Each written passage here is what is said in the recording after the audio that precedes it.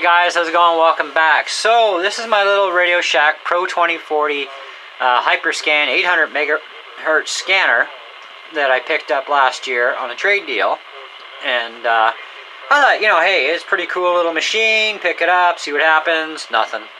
And of course, I really didn't get to use it outside to even check weather stations. But hey, that's winter for you. And I really didn't mess with it that much this summer. But now the winter's come again, and I'm off for the winter from my regular job. Figured, well, I'll start monkeying around because I do have a GMRS radio, and I just got those UHF radios in that I did a review on not too long ago, but I'm starting to rekindle the radio bug, and of course now I'm picking up some ham radios. But anyways, I pulled this out again tonight because last night I picked up a conversation and I was like, holy cow, this thing finally, is there somebody on here? And of course it was in the ham frequency area, which is fine. And so anyhow, I was messing around with the weather station thing because it never seems to come in because, your squelch is on. It just keeps going and going and going. And it's like, so I check, the weather frequencies for my area, and it's like, yeah, it's in there, it's programmed in. Oh, why isn't it coming on? Even manual scanning didn't want to work. So I went outside with my FRS, or GMRS, whatever, and outside away from the house, I picked it up and I was like, okay, get close to the house, it goes away, and staticky and everything. So it's still a little staticky, but you can make it out. I do have to get a better antenna for this thing, though. That's kind of a given. But anyways, so come on, scan. This is what you get when stuff comes through that you can't really pick up. So anyways, because I picked up the conversation last night between two guys, I was listening for a while, I thought, that's pretty cool, I'm starting to get somewhere now. So I definitely need to get a bigger antenna, because this thing does support a B and C connector on the back for a much larger antenna. You can even hook a base station antenna up to this thing if you want, as long as it's got a B and C connector or an adapter with the PL. I think it's the 259 connector, but anyways, as long as it's got the dual band to it, you're good. So I'm going to pick up a bigger antenna as soon as I can. But I was getting rid of this thing just because I wasn't pulling nothing in it, but now I am. It's like I think I'm going to keep this thing, at least until I get a newer version that's also the digital analog.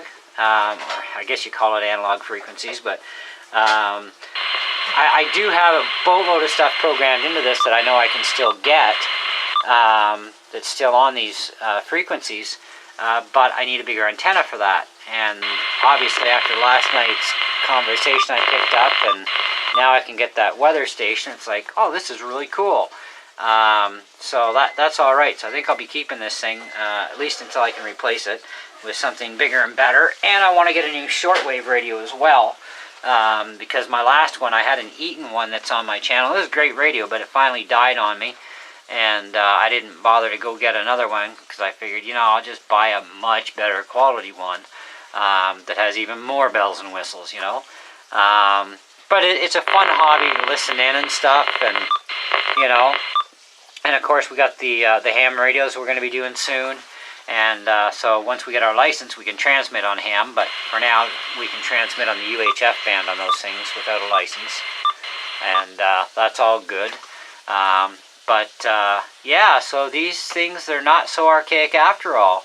A lot of people look at them and go, Radio Shack, man, that's from the Stone Age. And it's like, well, yeah, but guess what? It still works, and it still pulls stuff in, because one thing that will never die is stuff like ham radio and stuff on UHF bands as well, and that's never going to go extinct,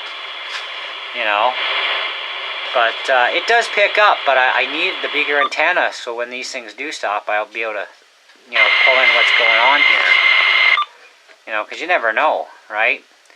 But the other thing that I found about this radio, which I want to point out, so if you do have this one, don't pay attention to the instructions. It's full of crap, because they say for certain frequency bandwidths that it searches, you put the antenna at certain levels. Well, that's a crock of hooey, because I've tried it 16 different ways to Sunday. No, they're full of garbage. Leave the antenna fully extended. You will capture stuff on all frequency bands. And this thing actually does go up to 1 gigahertz. They say 800 megahertz on the radio, but it actually does go up to a gigahertz before it rolls over again. And it starts out at 29 megahertz, which is kind of like, oh man, I wish this thing would have pulled in CB. And that's kind of my reasoning too for wanting another scanner that's more modern, because I want one that can actually pull in the CB stuff too. I am going to be getting a CB radio, and to start with a walkie-talkie, and then when I can afford it, there's a nice base station with upper-lower sideband for $500 that I want, and so I'll have to get that eventually too. But you know, it's like I said, it's a great hobby. It's a lot of fun, and when you're dealing with transmission type equipment, I mean, you get to talk to a lot of people you normally wouldn't, right? So, but anyways, that's pretty much it. Just thought I'd, you know, share this little bit of info with you guys. I got some stuff pulled in on this thing finally, and living out in the country, and it's now re-sparked the, you know, the thought process of I'm going to keep this thing, and until I can replace it with something far superior, and then I'll get rid of it. But it's still really useful, so hey, what the hell, you know, might as well make use of her and enjoy it. So that's pretty cool. So that trade deal in the end was definitely worth it. Anyways, thanks for watching, and you know, keep tuning in. And if you're new to my channel, seeing this video, check out my other videos. Feel free to subscribe and click the bell to get either some or all notifications of new videos that I put up, because I always put up videos all the time. And you know, so, and wide variety of interests too on my channel. It's variety, so you never know what you're gonna get. So anyways, thanks a lot, and we'll catch you on the next one. Ciao.